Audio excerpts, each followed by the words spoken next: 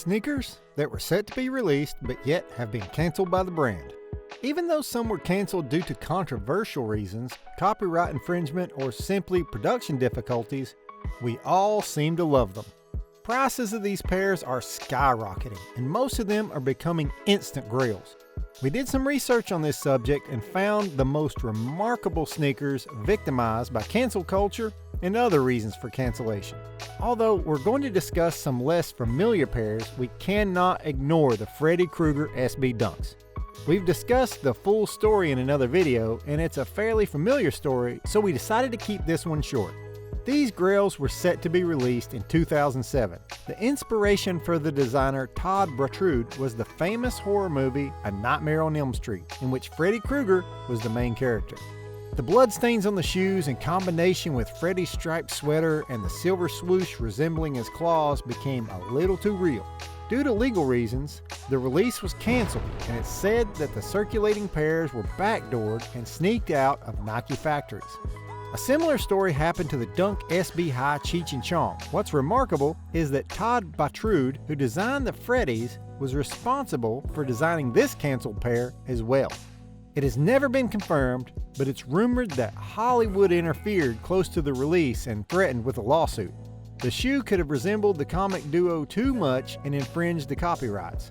Pairs were already sent to skate stores, but nevertheless, the release had been officially canceled. Nike wasn't the only brand forced to cancel releases. Adidas worked a lot with fashion designer Jeremy Scott. Yet their Adidas Roundhouse mid-shackle was canceled for a whole other reason. The handcuffs attached to the shoes are said to be reminiscent of slavery. Despite the strong public opinion about these shoes, Adidas responded with deaf ears by announcing the release on Facebook. The caption of the post was, "Got a sneaker game so hot you lock your shoes to your ankles?" This lit a fire that reached the news. Adidas responded by telling there was no link to slavery and that they apologized to everyone that feels offended. Of course, Adidas was forced to cancel this controversial release. A little later, Reebok also canceled a shoe due to controversy. Rapper Rick Ross, who is a known sneaker collector, had a deal with Reebok to release a sneaker, until the moment they found out that he rapped about raping a girl by drugging her on the song UOENO. The rapper got axed by the brand and the release was canceled. In 2014, we had a legal thing again, and of course, Nike SB was involved. In collaboration with US skate store Black Sheep, they designed the Dunk SB High Paid in Full. The goal was to pay homage to the pivotal record from Eric B. and Rakim. Looking at the shoe, you can definitely see the Dapper Dan Gucci pattern back in it. Also, the reference to the album Paid in Full was unlicensed, and thus Nike settled on canceling the release. Lucky for us, it was canceled not far from the planned release date. Skate stores had already received the pairs, and thus some pairs hit the market anyway, even with the special box. It caused a buzz in the sneaker world, as this was one of the most coveted dunk drops in a while, and the community was waiting for this one to drop. We can call 2019 the year of the canceled sneakers. Let's start with this one, as I think it's a ridiculous move from Adidas. The three stripes plan to celebrate Black History Month on a sneaker. Okay, that's cool. But I'm still wondering, who at Adidas approved an all-white Ultra Boost with a black outsole as a gift to celebrate Black history? When Adidas announced the sneaker, it went viral immediately on social media. People wanted answers from Adidas, as they don't represent black culture in any visible way. Later, Adidas published a statement saying that after careful consideration, they've decided to withdraw the product from their BHM collection. It's not only Adidas that have been careless on public opinion. In the same year, Nike did something controversial as well. They used the Air Max 1 silhouette in order to celebrate the 4th of July.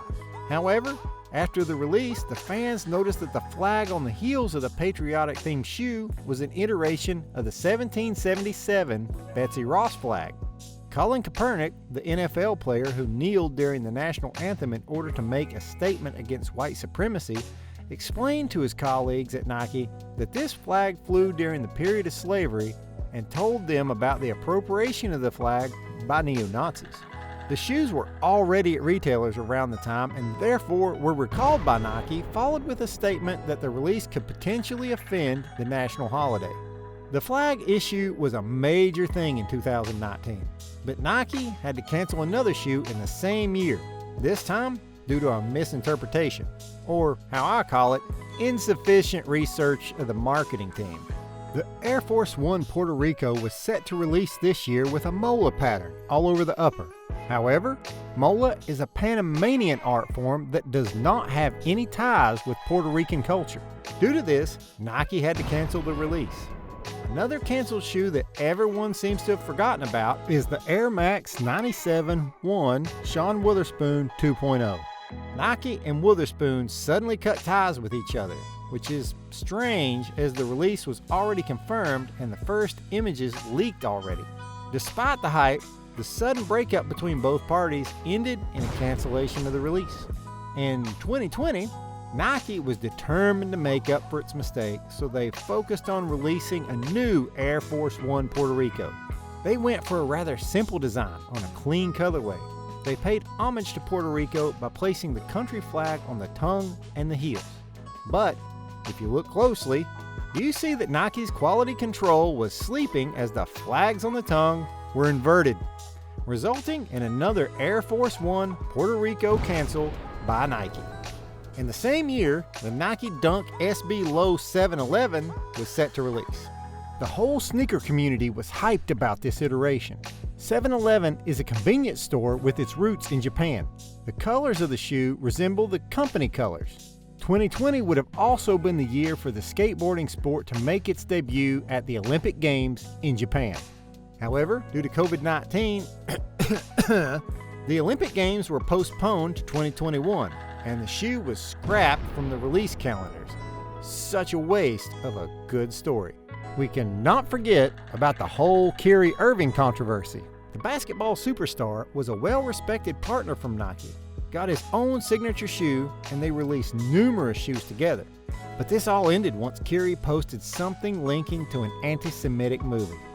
Nike suspended the collaboration with immediate effect and planned to no longer release the Kyrie 8 signature shoe. However, some Kyrie 8s still reach the market. And in the meantime, Kyrie Irving keeps on making statements against Nike. But at last, and certainly not least, the cancellation of the complete Adidas Yeezy brand, meaning all silhouettes falling under the brand are supposed to never see shelves again. We all know the story. Kanye West was already provoking the stripes by showing porn to the Adidas board and telling them that he feels like he's the one getting the D. He also posted controversial things on social media about the brand, claiming that he is Adidas and that he doesn't let them buy him out and that he deserves a spot on the board of the brand.